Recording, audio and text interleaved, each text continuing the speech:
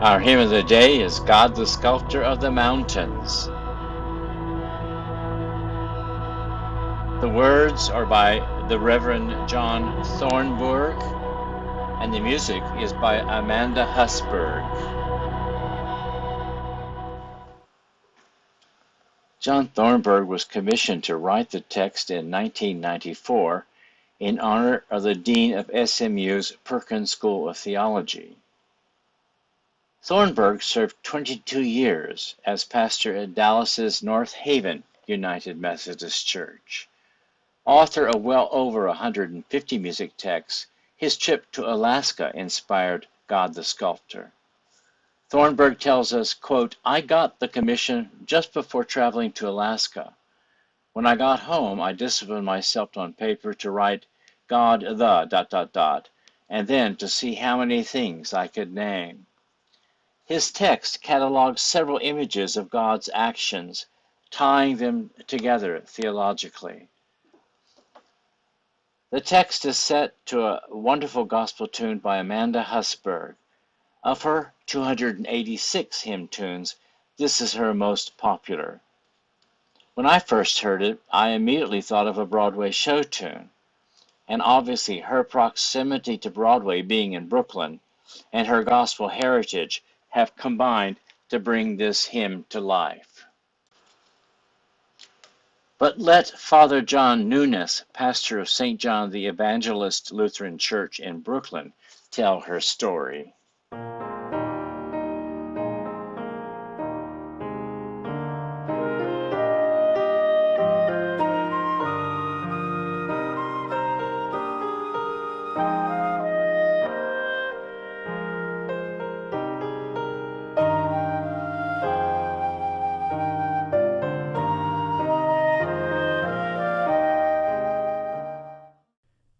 Hello, my name's John Arthur Nunes. I've served in the church in many roles, but most importantly now, and for the subject of our talk today, I'm serving as the interim pastor at St. John the Evangelist Lutheran Church in Brooklyn, where this truly remarkable woman, Amanda Husberg, left her musical legacy. We cannot interpret the musical legacy of Amanda Husberg apart from the context of the community where she was called to serve, in Brooklyn, New York. Let's start with Randy Boyagoda, the author of the authoritative biography of the life of Father Richard John Newhouse. Newhouse served as Amanda's pastor and colleague in ministry for the formative first 15 years of her 56-year tenure. No single person exceeds Amanda in rooting this parish in a Eucharistic spiritual life, an evangelical Catholic church life, and a contextualized liturgical life. Amanda Husberg.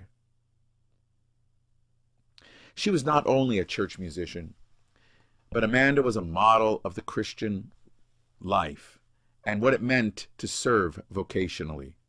She spent and expended her life at one congregation. In her early years, Amanda was born in 1940, a daughter of St. Luke Lutheran Church on West Belmont in Chicago, attended Lutheran High School North. She took piano lessons all throughout her childhood. She graduated as a Lutheran teacher from Concordia University, Nebraska in 1962. Jan Bender was her organ instructor.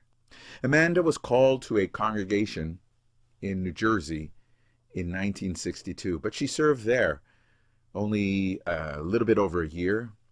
In 1964, she was called to the Lutheran Church of St. John the Evangelist in Brooklyn, New York. In the 1960s, she walked with Martin Luther King in civil rights marches. Under her leadership at St. John's, she was one of the first adopters of the hymnal resource, This Far by Faith, published in 1999. Amanda was also steeped in a life of education. She earned her Master of Science in Early Childhood Education from Hunter College in New York City in 1971. She pioneered the use of music in early childhood education. She served as an Early Childhood Education Center Director for 36 years. Jonathan Priest's comments from her memorial service were that God makes art and embraces children, seeing both as a new creation, and these both serve as Amanda Husberg's legacy at the church. Amanda's reputation as a hymn writer grew. Over time, publishers approached her about publishing collections of hymns, hymnals, and other countries. Most significantly was that first hymn from the St. Olaf Conference, God the Sculptor of the Mountains, which is in several different hymnals from various denominations, even in Brazil. It was the gathering hymn at her memorial service.